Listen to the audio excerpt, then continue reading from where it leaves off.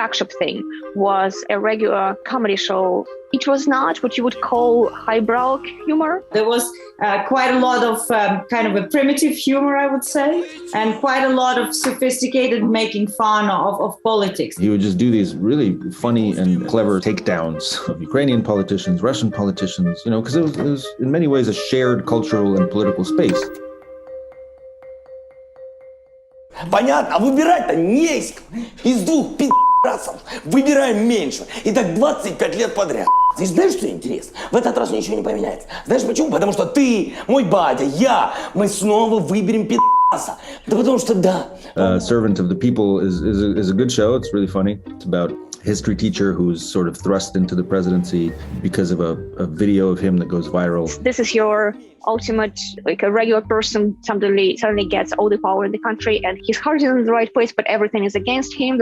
There's corruption everywhere, and he just wants to change the country. He almost like showed on the screen what kind of president he would be, and I think that was his basically campaign manifesto. Мне кажется, старые политики живут простым очень принципом. Ни у кого ничего не спросили, многое пообещали, ничего не сделали. Я поступлю по-другому.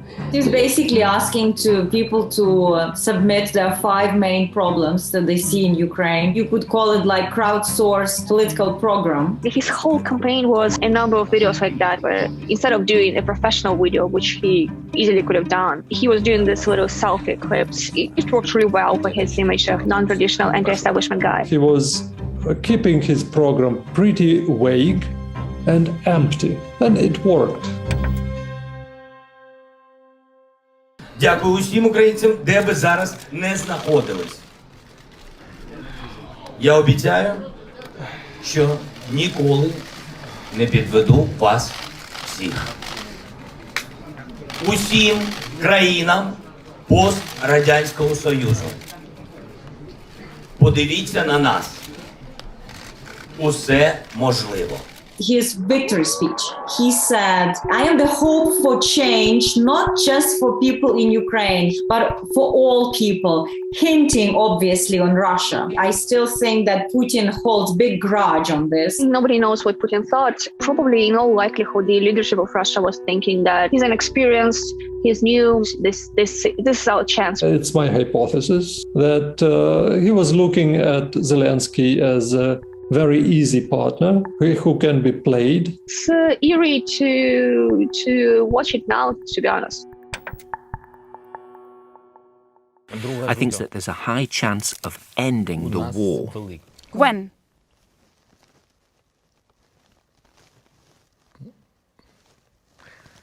When?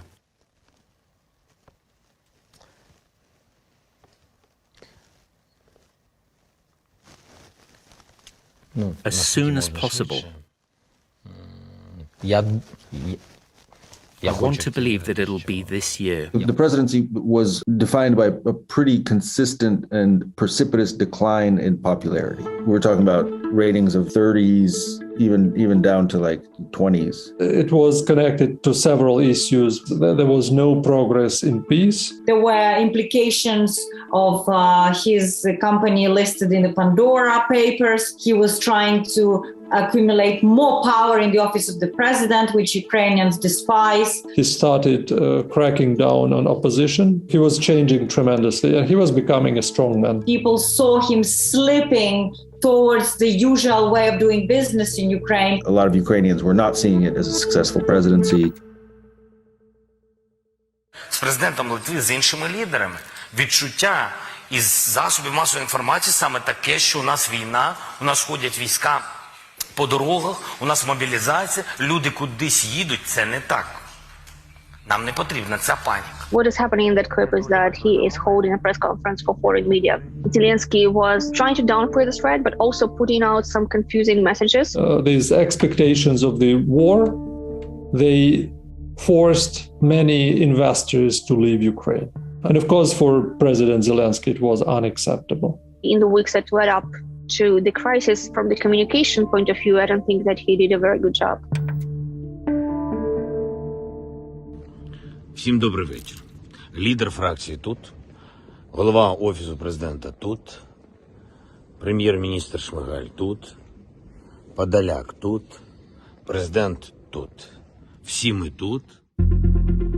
At the outbreak of war, there was fear and there was a suspicion that he may, capitulate, he will concede, he'll get scared. That clip was perceived that the captain is not abandoning the ship. From that moment, people understood he is not surrendering, and there are millions of Ukrainians who are ready to put up that fight.